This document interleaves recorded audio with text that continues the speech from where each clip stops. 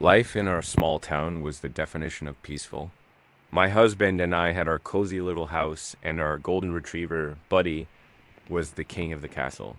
He was our shadow, our protector, and the most loyal friend you could ask for. We felt completely safe, like nothing bad could ever happen in our quiet corner of the world. But that illusion of safety was shattered on a cold, moonless October night. It started just after midnight. I was jolted awake by a sound I'd never heard from Buddy before. It wasn't his usual playful bark or his "I need to go outside" whine. This was a low, guttural growl vibrating through the floorboards. I sat up, my heart instantly pounding. He was standing stiff at the living room window, hackles raised, teeth bared at the darkness outside. My husband, David, was already by his side, trying to calm him down. "What is it, boy?" "What do you see?" But Buddy wouldn't budge. He was transfixed, his eyes locked on something in our backyard. A wave of dread washed over me. David grabbed his phone and pulled up the live feed from our security camera. The grainy black and white image flickered to life. At first, we saw nothing but the familiar shapes of our lawn furniture and the swaying branches of the old oak tree. Then, a shadow detached itself from the deeper darkness near the fence. It was a figure moving with a chilling slowness, creeping across our lawn, staying just out of the motion-activated floodlights range. My breath caught in my throat. Who would be in our yard at this hour? The figure moved closer to the house, stepping from one patch of darkness to another with an unnerving confidence. It was as if they knew exactly where to walk to stay hidden. David zoomed in, trying to get a clear look. The figure paused, turning its head slightly, and for a split second, its face was illuminated by a sliver of moonlight breaking through the clouds. My blood ran cold. It wasn't a stranger. It wasn't some random burglar. It was Mr. Thompson, our neighbor, the friendly, retired gentleman who always waved from his garden, who brought us cookies at Christmas, who had been a trusted part of our lives for years. We stared at the screen, frozen in disbelief. Why was he there? What was he doing? All those friendly chats over the fence, all the neighborly favors. They all replayed in my mind, now tainted with a sinister new meaning. We called 911 immediately, our voices shaking as we described what we were seeing. The police arrived within minutes, their flashing lights painting our quiet street in straubing blues and reds. We watched from the window as they confronted Mr. Thompson, finding him hiding behind the bush near our back door. They arrested him that night. The official report said he was attempting a burglary, but the police couldn't explain his strange behavior, his obsession with our house. They found tools in his possession, but what truly scared us was the realization of how close he had been. We had trusted him. We had invited him into our lives. Even though he's gone, the sense of security we once had is gone forever. The locks on our doors feel flimsy, the familiar creaks of the house sound like footsteps, and the darkness outside the window holds a permanent threat. And every now and then, on a quiet night, Buddy will let out that same low growl. My heart stops every single time. And I can't help but look at the security camera, terrified that I'll see a familiar shadow and wonder if he's warning me that someone is watching us again. Thank you so much for listening to our story.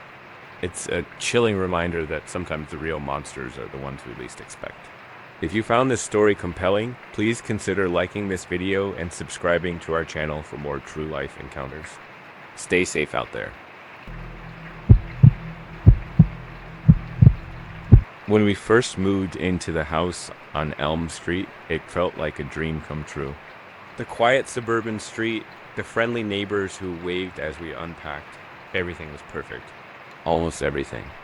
Across the street lived an old man, Mr. Charles. He was a recluse, someone you'd see maybe once a week, shuffling to his mailbox and back, never making eye contact. He seemed harmless enough, just a lonely old man keeping to himself. We didn't think much of him. That was our first mistake. The feeling of being watched started subtly. A prickle on the back of my neck when I was gardening, the sense of eyes on me as I brought in the groceries.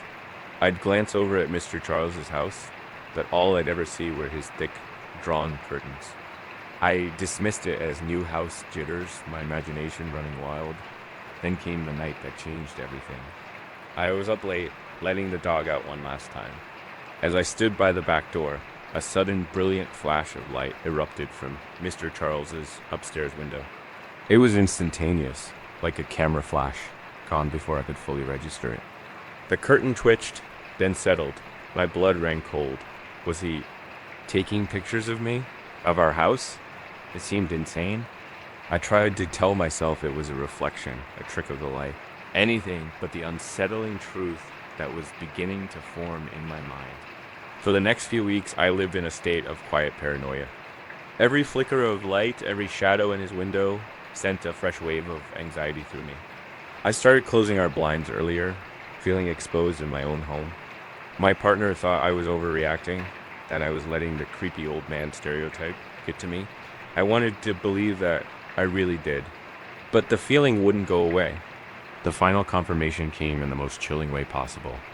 One afternoon, police cars and an ambulance swarmed Mr. Charles's house. We learned later that he had passed away from natural causes. As neighbors gathered on the sidewalk, whispering, a sense of relief washed over me, immediately followed by guilt. I shouldn't be relieved that someone had died, but the feeling of being watched had been suffocating. That should have been the end of it. But it wasn't.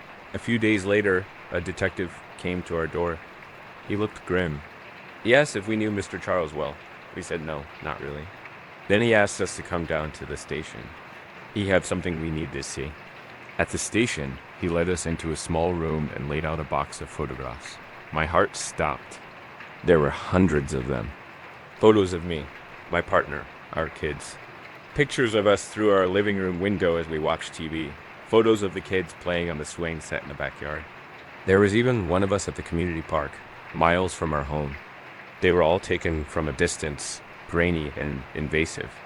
The detective explained they found them in a locked room in his attic, along with a high-powered camera and a telephoto lens. The flash I saw that night, it was real. The police couldn't give us an explanation. Mr. Charles left no note, no journal, nothing to explain his disturbing obsession. He had no criminal record. To everyone else, he was just a quiet old man. But to us, he was a silent predator who had stolen our sense of security without ever saying a word. The police investigation closed, and eventually new people moved into his house. They're a lovely family, and the house looks bright and welcoming now. But the damage was done. Even now, years later, when I walk past that house, I can't help but glance up at that attic window. Sometimes on a dark night, I still feel a prickle on the back of my neck. And for a fleeting, terrifying moment, I feel like I'm still being watched.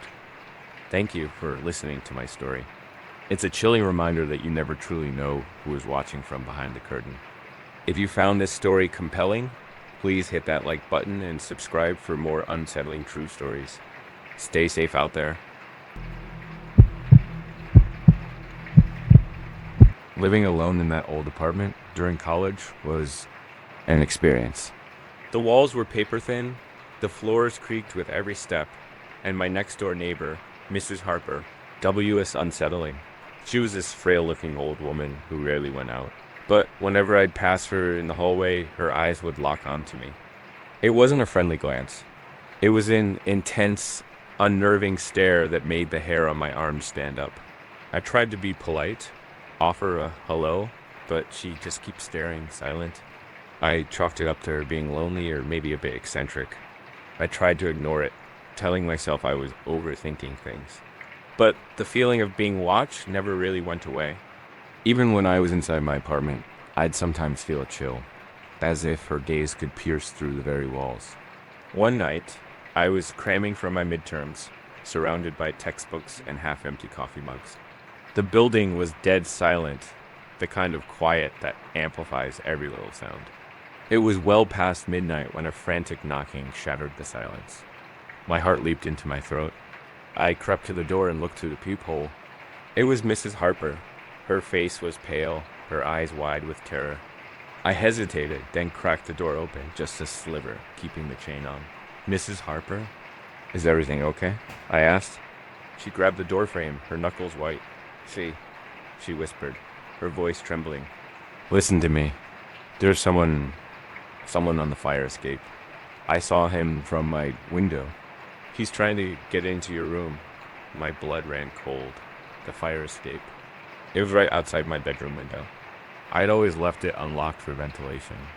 Panic seized me. What? Are you sure? I stammered. I'm positive. She insisted, her voice a desperate hiss. He has something in his hand. You can't stay here. Please come to my place. You'll be safe with me. We can call the police from there. My mind was racing.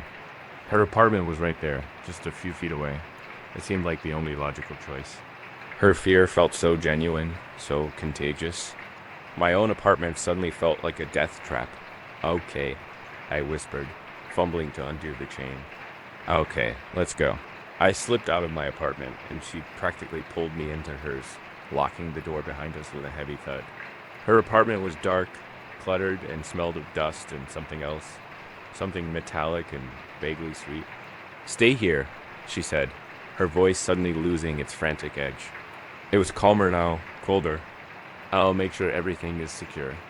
She shuffled deeper into the darkness of her living room. And that's when I heard it, a man's voice, low and gruff, from the shadows. Did you get her? He asked. A hulking figure stepped out from behind the curtain. My breath hitched. It was a trap. Mrs. Harper wasn't saving me. She had lured me in for him. All the weird stares, the unsettling feeling. It all clicked into place in one horrifying moment. I didn't think. I just reacted.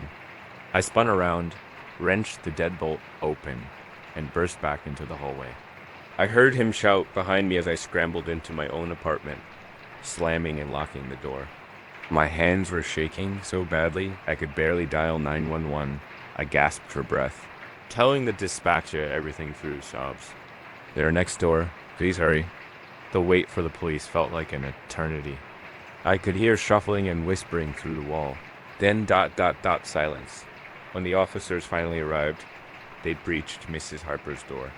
I waited in the hallway, my heart pounding against my ribs. A few minutes later, an officer came out, his face grim.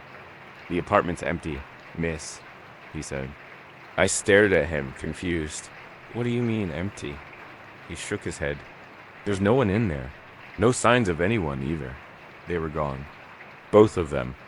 Vanished into thin air, leaving nothing behind but that cloying, metallic smell. The police investigated, but it was like they were ghosts. No records and no trace. I moved out the next day. But even now, years later, in a new city, in a safe new apartment, every time there's an unexpected knock late at night, my heart stops, and for a split second, I'm right back in that hallway, staring at Mrs. Harper's dark, empty doorway. Thanks for listening to my story. If you enjoyed it, please hit that like button and subscribe for more. Stay safe out there.